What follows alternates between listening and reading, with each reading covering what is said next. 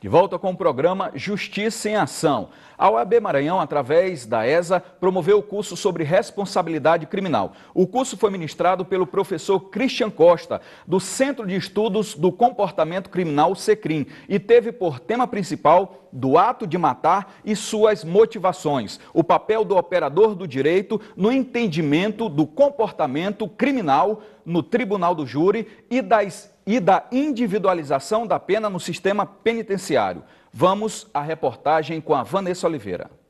Com o objetivo de favorecer o conhecimento técnico científico em psicopatologia, a OAB Maranhão, por meio da Escola Superior de Advocacia, trouxe para a Advocacia Criminalista Maranhense o curso sobre responsabilidade criminal, que foi realizado na última quarta-feira e ministrado pelo professor Christian Costa, do Centro de Estudos de Comportamento Criminal.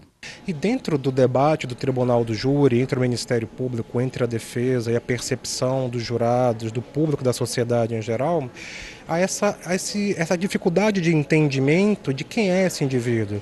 Ele é um monstro, ele é um louco, uma pessoa normal não faria isso. Então a gente está trazendo exatamente essa percepção científica de que quadro essa pessoa pertence, de que maneira seria a melhor forma de julgá-lo, até porque quando preso essa pessoa, indiferente do crime que ela vai cometer, ela vai sair novamente. Porque no Brasil não há prisão perpétua nem pena de morte, é cláusula pétrea da nossa Constituição. Então eles vão sair, todos que são presos vão sair. Então isso está ligado também, o entendimento da responsabilidade criminal, ao sistema penitenciário. Porque o sistema penitenciário no Brasil não é uma exclusividade do Maranhão, mas está falido. Está falido porque não funciona direito, porque não funciona cientificamente. Este curso teve como tema principal do ato de matar e suas motivações, o papel do operador do direito no entendimento do comportamento criminal no tribunal do júri e da individualização da pena no sistema penitenciário. Associar crimes de homicídio à doença mental é uma reação quase que imediata, até porque de 40% a 60% desses crimes são realizados por psicopatas. O Tribunal do Júri tem a competência para o julgamento dos crimes dolosos contra a vida. No entanto, existe grande dificuldade na compreensão da motivação do crime e se esse é patológico ou não. O curso de responsabilidade criminal visa trazer o conhecimento técnico-científico para o operador do direito. O operador do direito que atua no tribunal do júri de crimes contra a vida, muitas vezes se vê surpreendido com crimes enigmáticos, crimes de natureza cruel, crimes com relevância em sua violência e muitas vezes atribui esse comportamento disfuncional à doença mental. Então, inclusive houve o caso aqui no Maranhão há 13 anos, em 2004, do Chagas, que é considerado o principal ou maior, infelizmente, serial killer, criminoso em série do país. E muito foi entendido na época que havia uma loucura, uma doença mental instalada no ato bárbaro dele. E na verdade é o contrário, né? A doença mental não está associada a crimes cruéis de natureza sádica. E para falar melhor sobre esse tema tão interessante, polêmico, eu conto com a presença do doutor Christian Costa, psicólogo criminal. Primeiro, iniciando nosso bate-papo, eu quero dizer que é uma honra tê-lo aqui no nosso estúdio.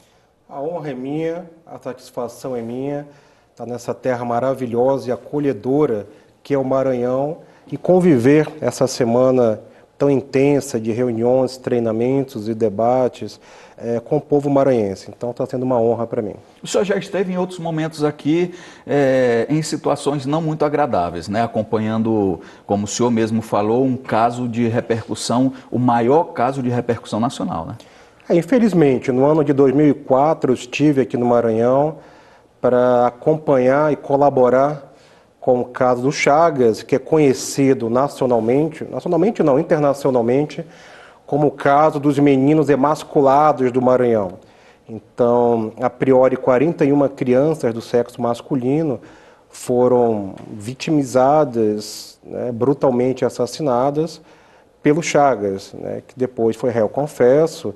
E uma equipe veio de São Paulo, né, para colaborar, eu estava nessa equipe, para entender o perfil do Chagas, se realmente uma pessoa seria capaz de cometer todos aqueles crimes com aquela estrutura, com aquele modus operandi, com aquela assinatura. Então, nossa contribuição foi para tentar entender a motivação do Chagas, se realmente a cena do crime corroborava com o perfil dele. Bom, eu queria que o senhor falasse um pouquinho da importância do fortalecimento da criminologia nas academias, para os próprios profissionais, que eu soube que o senhor também dá curso para os profissionais, delegados, advogados. Então eu queria entender essa importância do fortalecimento da criminologia para a gente entender essa prevenção, o que o César Lombroso quis falar aqui. O Lombroso foi o pai da frenologia. O Lombroso tem seus estudos muito contestados em razão do determinismo, Sim, da percepção do criminoso nato. Hoje entendemos que não há um criminoso nato, não há um gênero específico, qualquer indivíduo pode cometer um crime. No entanto, dentro da natureza criminal, alguns crimes se destacam, ficam em alto relevo, e algumas modalidades de crime ficam em alto relevo, entre eles crimes cometidos por psicopatas. No entanto, também, nem todo psicopata comete crime, mas aqueles que cometem desenvolvem aquilo que eu chamo de maturidade criminal. A criminologia deveria ser uma formação acadêmica no Brasil, como, por exemplo, é nos Estados Unidos, que é a formação superior em criminologia. Do mesmo jeito que você fez o jornalismo, eu fiz a psicologia, e tivemos a formação acadêmica nessas áreas, era necessário no Brasil haver a carreira, a função de criminólogo. Hoje no Brasil, crimes acontecem, todos dão a sua opinião. O médico, o psicólogo, o filósofo, o religioso. Ora, é um tema de amplitude da sociedade, todos devem se debruçar e opinar. Mas quem constrói um prédio é um engenheiro, não é um médico. E quem faz a cirurgia é o médico, não é o engenheiro. Então, dentro do universo do crime, temos que ter o pensamento, no mínimo, criminológico no Brasil. Já que não temos a carreira oficializada do criminólogo, temos que ter o raciocínio. Então, temos que convergir para esse tipo de pensamento. Dentro das forças policiais, deveria ser obrigatório, o policial militar, o policial civil, o perito, o médico legista, aqueles que atuam dentro do sistema penitenciário, que atuam nos fóruns, o operador do direito, sobremaneira, porque é o operador que vai ser o promotor de justiça, vai oferecer a denúncia, vai ser o advogado de defesa, será o magistrado, será o delegado. Né? Eles têm que ter, né, obrigatoriamente, uma formação sólida científica. Não, mas eles têm que ter uma compreensão prática do comportamento criminal, da criminologia, para favorecer esse entendimento. Veja, por exemplo, o tribunal do júri. Muitos indivíduos são julgados de forma equivocada, não por despreparo da justiça brasileira, muito pelo contrário. Até em função dos fatos recentes no Brasil, é a justiça brasileira que está fazendo a roda do Brasil girar. Está colocando um equilíbrio no nosso país. Então é muito importante o papel da justiça. O meu entendimento técnico-científico é que o magistrado, o operador do direito de uma maneira geral, ele deve ter um mínimo conhecimento de comportamento criminal, de criminologia, para oferecer uma justiça, inclusive, de maneira mais, não ética, seria pejorativo falar a ética, mas de uma forma mais abrangente, de uma forma mais direta, de maneira que o indivíduo que é um psicopata, por exemplo, não seja julgado como inimputável. O que isso significa? Que ele seja julgado como um doente mental, porque ele não é um doente mental. E muitos psicopatas ao longo da história do Brasil foram julgados como doentes mentais, encaminhados para hospitais de custódia e tratamento psiquiátrico, os antigos manicômios judiciários, e dessa maneira a sensação de periculosidade rapidamente parava. Por quê? Porque eles mentiram, eles ludibriaram, eles foram loquaces, a verbalização deles é de manipulação. Então manipularam todo um grupo de profissionais, se apresentaram como doentes, afirmando que ouviam vozes, que tinham delírios, alucinações. Bom, uma pessoa que tem delírio e alucinação, naturalmente preenche um quadro de psicose, um quadro de esquizofrenia. Então, esse indivíduo não pode ser julgado como capaz, mas incapaz perante a lei. E esse indivíduo vai para o manicômio judiciário, em meses, um ano no máximo, é feita uma nova avaliação. Naturalmente, não vai se observar insanidade mental, porque a psicopatia não é uma doença mental, e eles saem. e a reincidência criminal no Brasil é de 80%.